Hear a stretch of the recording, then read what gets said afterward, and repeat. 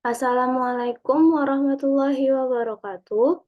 Perkenalkan, nama saya Fauzia Halifah Raffi dengan NIM 2202901. Saya perwakilan dari kelompok 5 akan menjelaskan secara singkat tentang konsep, proses, peranan guru dalam administrasi keuangan.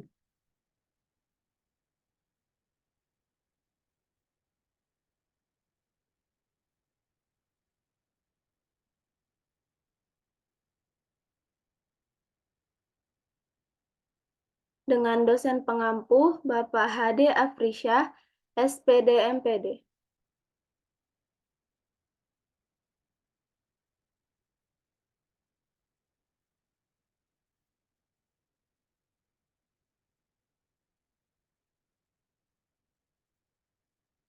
Baik, pengertian administrasi keuangan yaitu manajemen yang mengatur uang, yang mengelola dana, dan yang meliputi perencanaan, pelaksanaan, dan evaluasi dalam mengurus keuangan yang disebut keuangan.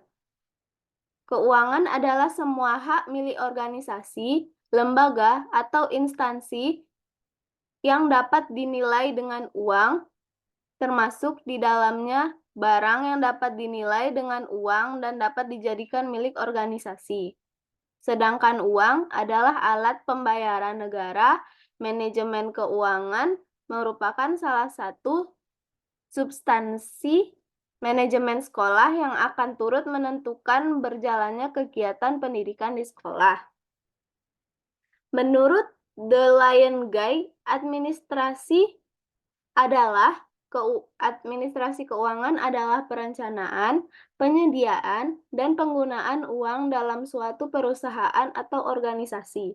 Administrasi keuangan merupakan kegiatan penataan keuangan yang mencakup penyusunan anggaran belanja, pemberian upah pekerja, pemasukan dana perusahaan atau organisasi, penerusan sumber dana, cara pemakaian, hingga pembukuan.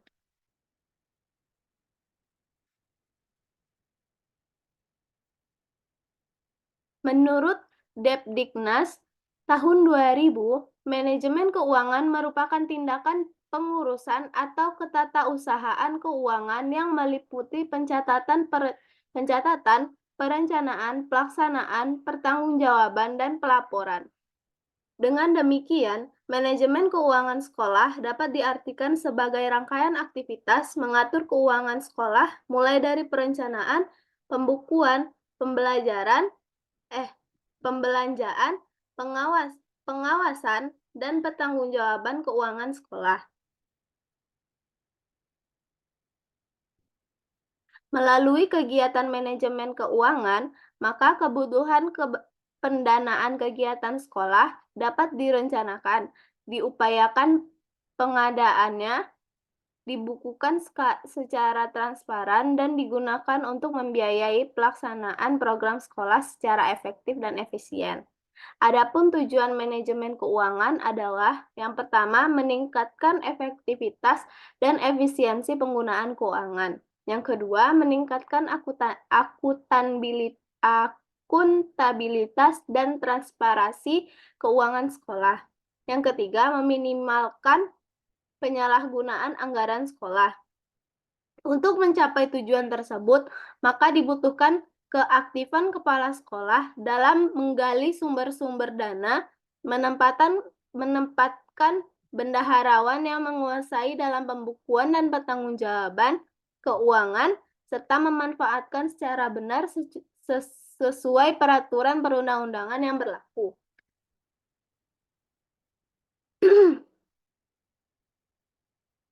Nah, adapun prinsip-prinsip keuangan sekolah. Yang pertama, prinsip transparan. Prinsip transparan ini mengandung makna bahwa dalam pengelolaan keuangan sekolah harus ada keterbukaan dalam artian memberikan informasi yang jelas kepada pihak-pihak yang berkepentingan tentang dari mana sumber data diperoleh, berapa jumlahnya, dan untuk apa dana itu digunakan. Yang kedua, prinsip efisiensi. Penggunaan sumber daya keuangan yang ada harus betul-betul tepat guna, yaitu sesuai antara dikeluarkan dengan yang dihasilkan. Dengan kata lain, penggunaan sumber daya keuangan sekolah harus bijak dan hemat. Yang ketiga, prinsip akuntabilitas. Setiap sumber daya keuangan sekolah yang digunakan harus dipertanggungjawabkan dengan baik, secara administratif maupun secara normatif. Pertanggungjawaban administrasi maksudnya adalah penggunaan keuangan sekolah, jelas pembukuannya, ada bukti-bukti penggunaannya, serta hasilnya. Dalam administrasi keuangan, adanya proses-prosesnya. Yang pertama, pengurusan KRS.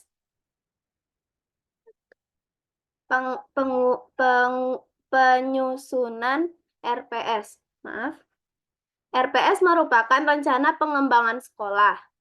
Salah satu wujud dari salah satu fungsi manajemen sekolah yang amat penting, yang harus dimiliki oleh sekolah untuk dijadikan sebagai panduan dalam menyelenggarakan pendidikan sekolah, baik untuk jangka panjang maupun jangka pendek.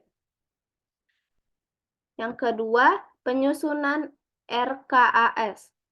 RKAS merupakan rencana kegiatan dan anggaran sekolah, yang merupakan rencana biaya dan pendanaan program atau kegiatan untuk 1 tahun anggaran, baik yang bersifat strategis ataupun rutin, yang diterima dan dikelola langsung oleh sekolah. Yang ketiga, penggunaan dan pertanggungjawaban keuangan sekolah. Tanggung jawab yang paling penting dari manajemen sekolah terhadap pemerintah adalah juga terdapat komite sekolah, masyarakat, serta guru-guru. Adalah laporan mengenai kondisi keuangan,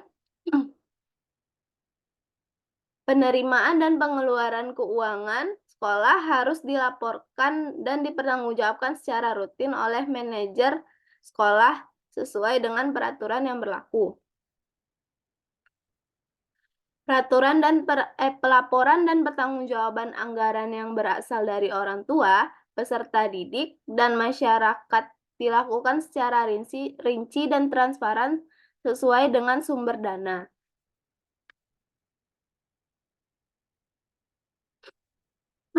Nah, yang terakhir, ada peran guru dalam administrasi keuangan.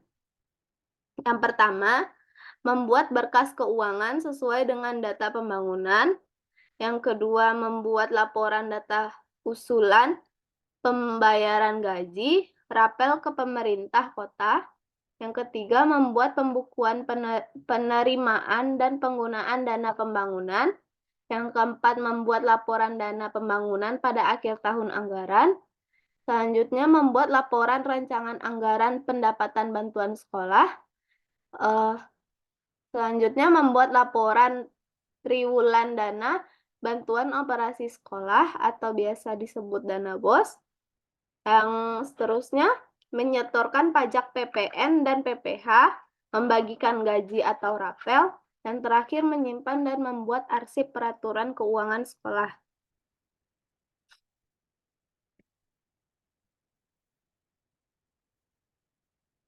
Nah, sekian yang dapat saya sampaikan. Lebih dan kurangnya saya minta maaf. Assalamualaikum warahmatullahi wabarakatuh.